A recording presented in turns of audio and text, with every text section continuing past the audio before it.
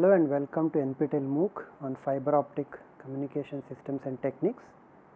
In this module, we will continue the discussion of the DSP operations at the receiver that we were discussing in the previous module on how to mitigate impairments. We have already seen some of the impairments. Some more impairments we will be seeing, especially the nonlinear phase noise. We haven't discussed much about that. But to discuss that, I need to first talk about nonlinearity, so I am going to do that one later on. Let us first look at something that we have already seen and how to mitigate one of the important impairments such as chromatic dispersion. Okay. Let us look at what this chromatic dispersion does. This is a review for you. We know that chromatic dispersion essentially is the result of, to put it simply, is the result of beta being a nonlinear function of omega, where beta is the propagation constant, omega is of course the frequency. If beta of omega were to be perfectly linear, that is, if you were to plot the relation of omega to beta, if this relationship were to be linear, then it would not have been a problem for us, because all the different frequency components, so maybe this is the pulse that you would have transmitted. I am just showing you an approximately Gaussian shape here. It need not be Gaussian, depends on what kind of data you are transmitting. But if all these components arrive with the same velocity, essentially experiencing the same phase, then the output pulse would not be distorted at all. It would not have broadened, it would not have shrunk. But unfortunately, when beta and omega are not linearly related, they are actually non-linearly related. In fact, for an optical fiber, we have seen those curves in which on the y-axis we plot b, which is a normalized propagation constant, and on the x-axis we plot v, which is a normalized frequency. So v is kind of f, b is kind of b. Then we have seen that even for the fundamental mode, right, you are going to see the graph look something like this. And let me tell you, most of these fibers, even they are single mode, actually can support higher order modes, which means that when the frequency changes, then you will have to, they will support higher order modes. But we won't really work with these modes. We want to keep the modes much below this, so that necessitates that the V number actually be less than 2.405. But at the same time, if I actually choose very small values of V number, then I won't get appreciable propagation constant at all. The fiber would not have a large propagation constant. So we tend to keep this V closer to the edge of say 2, and there is some possibility that if the pulse width actually becomes large, then the fiber can become multimode. But usually our range of values of V is sufficient such that the fiber can still be treated as a single mode with a reasonably large value of V. Okay.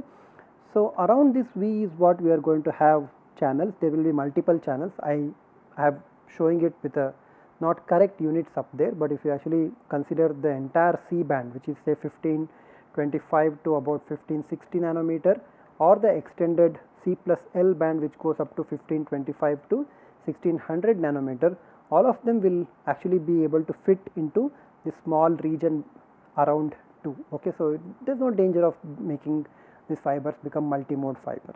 Anyway, because the values of the propagation constant B are not the same for the entire range of the frequencies, we have beta turning out to be a nonlinear function, and we have also seen that around an optical carrier we can expand this beta as a Taylor series with beta 1 and beta 2 usually kept as the two terms, right, as the two terms that are sufficient for us to describe most of the dispersion effects here. But in case you also want to discuss amplifiers or other things, then you need to include the higher order terms as well, which is called as a third order dispersion, and similarly there is a fourth order dispersion. For our case, we are not going to consider this. And we have also seen that there is something called as nonlinear Schrodinger equation that we talked about, although we did not specify this as nonlinear Schrodinger equation, but we call this as pulse propagation equation.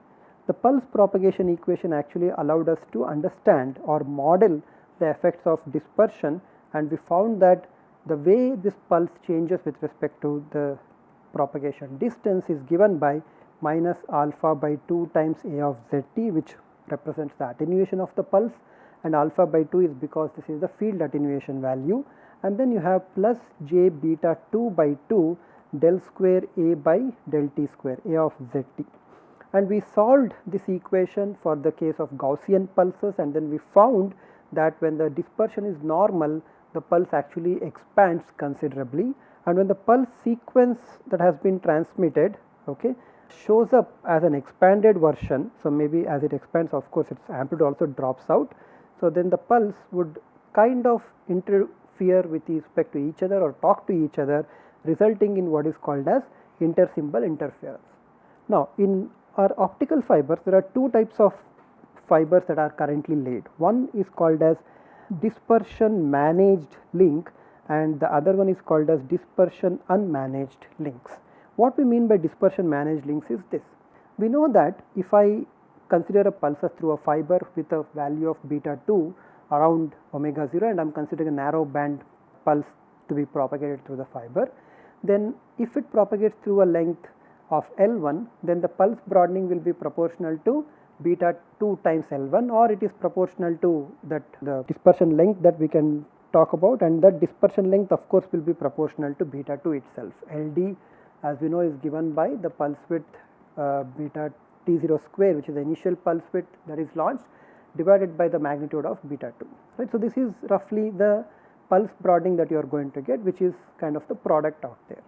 Now, what people did in the 80s is to actually do this one. So, they actually had about roughly 80 kilometers of the fiber laid out, with that being L1 and with a value of beta 2, which would represent to a dispersion coefficient of about 17 picosecond per nanometer kilometer, or the relationship between D and beta 2 also we have seen, right. D is basically minus 2 pi c by lambda times beta 2, where, or lambda square times beta 2, where this relationship shows that when D is positive, beta 2 is actually negative. So, most of the fibers that you consider for long haul communications are actually anomalously dispersed fibers.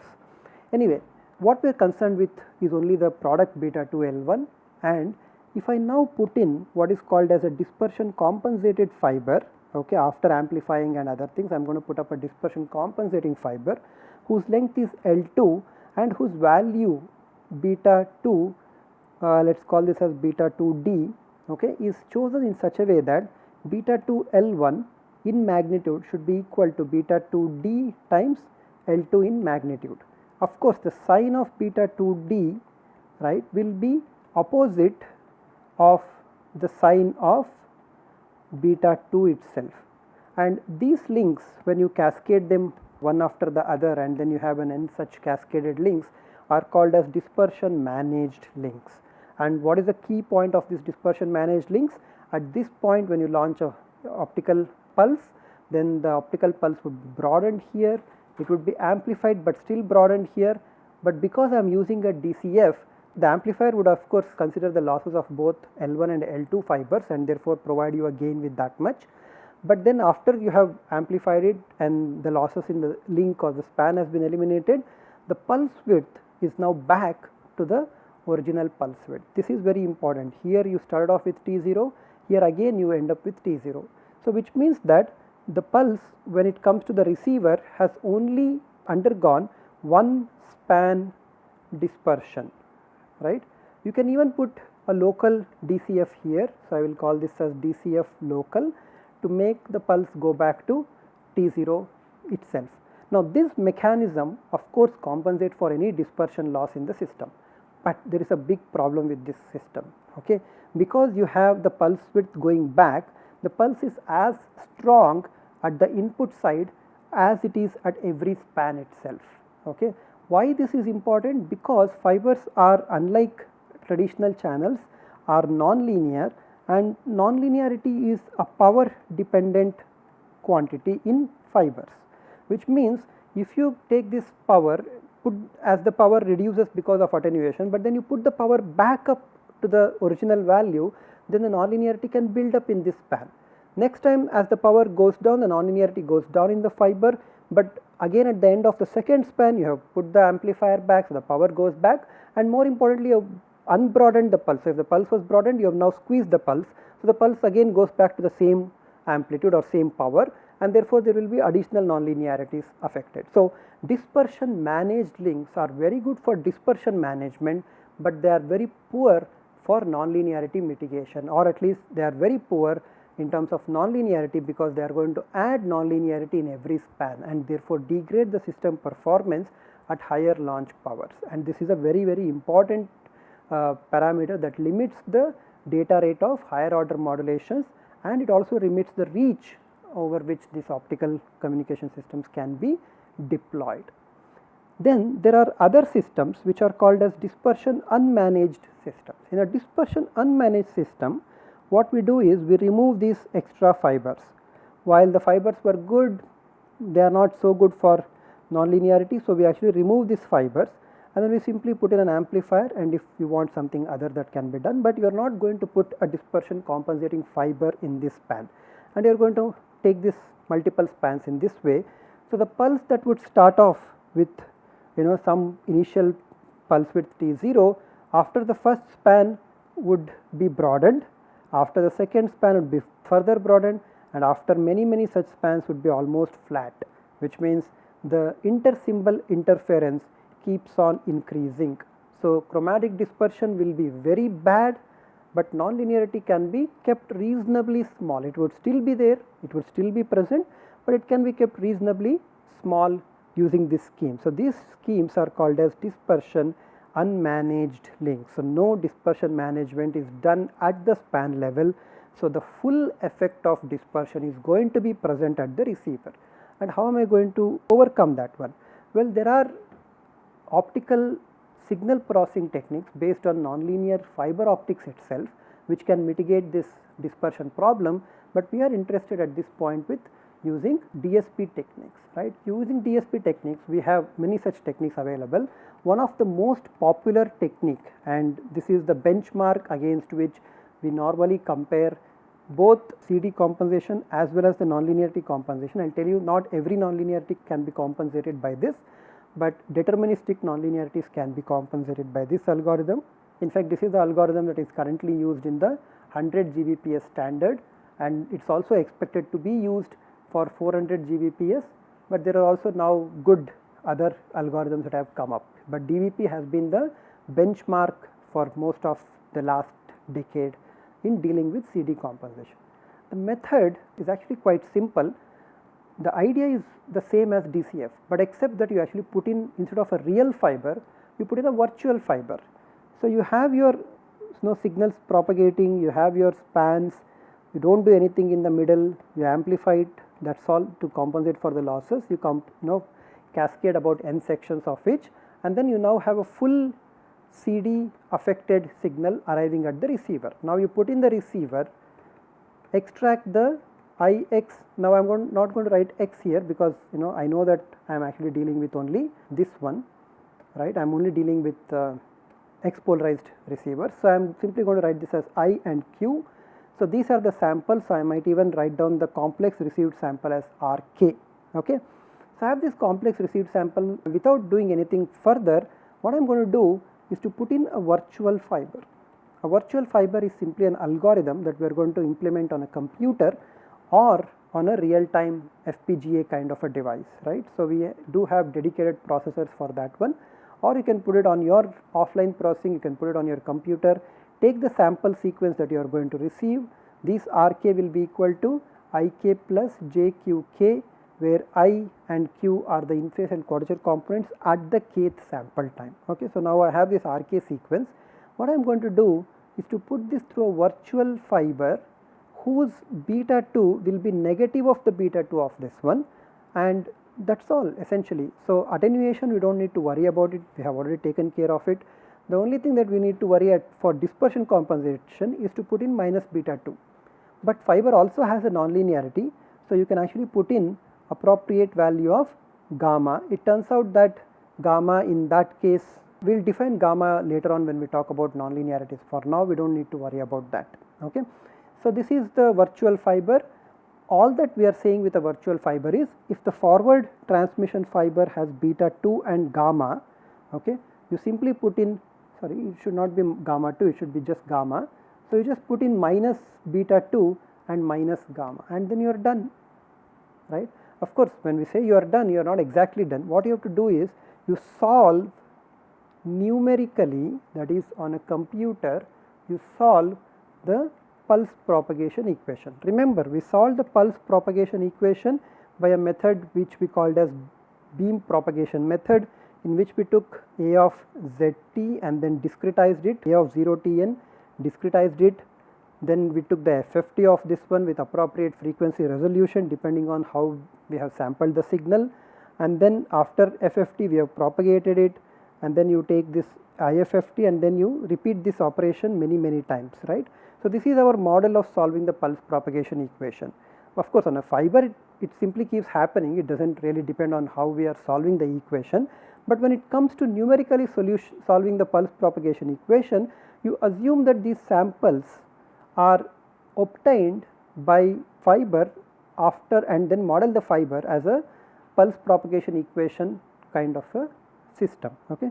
Then in the virtual fiber, what you do is you take IFFT, you account for dispersion. Here you would have accounted for dispersion by multiplying the transfer function, right. So, you had this e to the power j beta 2 by 2, or rather minus j beta 2 by 2 omega k square times delta z. That would be the way in which you could account for dispersion at this particular step, right. And you do the same thing, except now instead of beta 2 you take this e power minus j and minus beta 2 omega k square divided by 2 delta z. So, you can again think of the pulse propagation equation as the same as the forward propagation or the forward link, now connected with a virtual fiber whose properties are all mirror images of the forward fiber. And if you are lucky and if things are all right, by changing the value of delta z, you can almost reconstruct what has been transmitted, and you can do it for the entire sequence. It does not have to be symbol by symbol, you can actually take the entire transmitted symbol and then run it through this virtual fiber. Alternatively, you can do it block by block, you take some symbols, run it through, some symbols, run it through, and then keep doing it, right. You can do a sliding window, or you can do an entire batch in a single processing, and you can do it for the entire sequence in case you have lot of time in the offline processing case. And then this parameter delta z, which is called as the step size, is an important parameter, and in specifying DBP we normally talk about number of steps per span. One span is usually 80 kilometer. So, if you use say 80 steps, then your delta z is roughly 1 kilometer. Doing so will improve the numerical accuracy, but it will also mean that if you are simulating over say 2000 kilometers, the simulation time will be prohibitively large. So, you want to not do that one. You can do say 2 steps per span. In that case, delta z will be roughly 40 kilometers. The kind of minimum required would be to do delta z of 80 kilometer. This is called as 1 step per span. So, in fact, by increasing the number of steps you can kind of get closer, but as I told you, simulation time will be longer. So, this is how you use DBP to compensate for dispersion. There are other methods. One method is based on putting up an FIR filter whose coefficients, let us say h of minus n to h0 to h of n. There are about 2n plus 1 coefficients that we have chosen. These coefficients are actually obtained by sampling the impulse response at all those places. So, remember the transmission or the h of omega of a fiber is given by e to the power minus j beta 2 omega k square divided by 2 delta z. You can actually take the inverse Fourier transform of this one to obtain h of n and or h of k, okay, and these are the h of k's that we are actually writing here. And of course, when you take this inverse transformation, you have to keep in mind that this is Gaussian, so appropriate amplitudes also should be multiplied. It turns out that this is what you are going to get,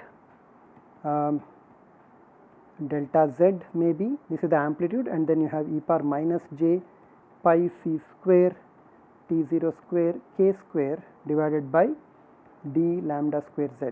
So, instead of writing this one in terms of beta 2, we have written it in terms of d, which is more accessible to you. So, this is t0 square times k square, okay. And what are the values of k? This is a finite impulse response filter. So, your k can go from minus n to plus n. You can choose any values you want, but then choosing minus and plus indicates that you are actually dealing with non-causal filters, but because it is an FIR, you can always shift every coefficient such that it starts from 0 and goes all the way up to 2n plus 1. So, this is just the way you write down the notation, and writing it with a minus indicates simply that your center is at t equal to 0, okay, but these are stable filters and these are the FIR filters.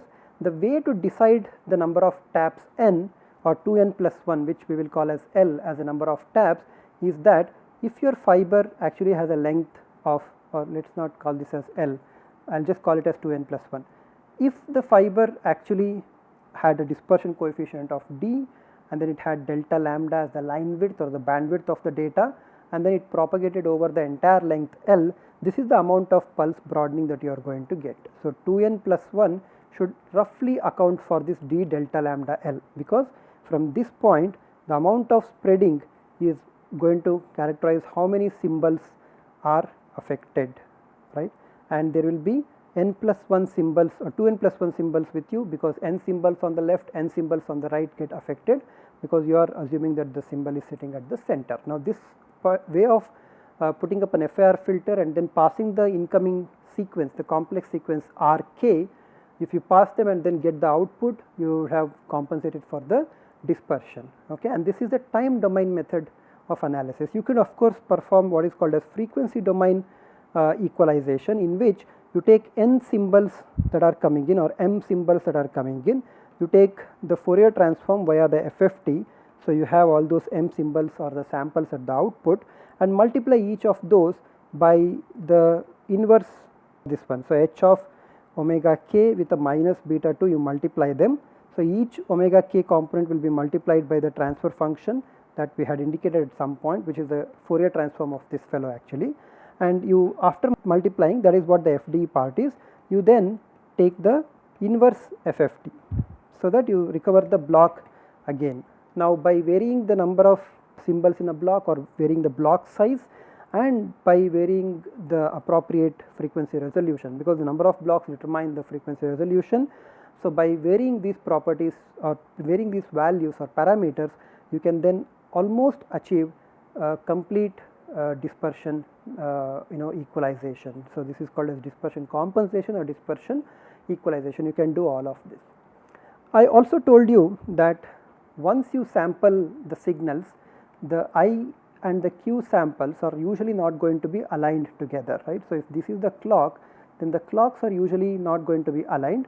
So, truly speaking, I and Q are orthogonal to each other, correct, because if you take any received signal here, then this is the I component and this is the quadrature component, and clearly these components are going to be orthogonal with respect to each other. But if they are not, because of this clock problem, you can make them orthogonal by this process called as GSOP. What this GSOP does is, it takes the first received symbol or the received vector or received signal, let us say, okay, I am going to work with the continuous time versions of this to make the point clear. So, let us say the first symbol that you are going to get or the first waveform that you are going to observe will be taken as the reference waveform, and about that reference waveform the next signals will be classified into or orthogonalized. How? We get the next symbol or next waveform, let us say R2 of t. What I do is, I take the inner product of R1 of t with R2 of t, okay, and then when I multiply this one with R2 of t, right, then I would have obtained a component of R2 that is along R1. So, if this is the two vectors, or let us say this is the two vectors A and B, the inner product of these two will be A dot B, correct, and then multiplying this one by, sorry, not the entire vector, but let us say the B vector, which is the unit vector. So, to obtain the unit vector, I simply have to take the vector or the signal R2 of t and then divide that one by its norm, okay. So, when I do that one, I am going to get a unit vector in this form. So, after taking the inner product, multiplying it by the unit vector, I actually obtain this vector, okay. Once I have obtained that vector, this is the error vector that I have, or that is the vector that I have, which is actually orthogonal to this vector, correct. So, now if I take R1 of t, subtract it out, I am going to get the new value of vector R2 of t, which would actually be perpendicular to R1 of t. And once I have R2 of t done, then for R3, I am going to take the inner product with respect to R1, multiply that one with the unit vector along R1, and R3, R2, sorry, this is actually supposed to be with R1, not with R2, Okay, I take the inner product of R3 with R2, multiply by R2, and then form the sum, subtract it out. Sorry, this also has to be R2 of t. I am sorry, I am making small mistakes here. So this is R3 of t subtracted out with the inner product components out there. Okay, that will tell you the new R3 of t, which will be orthogonal to both R1 of t and R2 of t. So in this manner you can actually build up these equations. So if you go back to this I and q, you start off with one sample Rk, you then take the next sample that would come in, say Rk plus 1, you make this one orthogonal to Rk, you take Rk plus 2, you make that one orthogonal to both these components, and then you continue to do this way or continue to go in this way, and eventually obtain at the output with the first one as a reference, all the other components that you are going to get are going to be orthogonal to each other. So you can actually derive orthogonal samples from non-orthogonal samples that you would have received at the end of the sampling process. So we have looked at dispersion compensation, we have looked at this other the de-skewing problem that you are going to get. This is sometimes also called as IQ imbalance. So all these things have to be taken care by themselves. So we are now left with phase estimation and frequency offset. I am not going to consider frequency offset because those methods are something beyond our course. We will look at phase offset, but then we have to first also talk about the nonlinearity in the fiber, which we are going to talk about it in the next module. Thank you very much.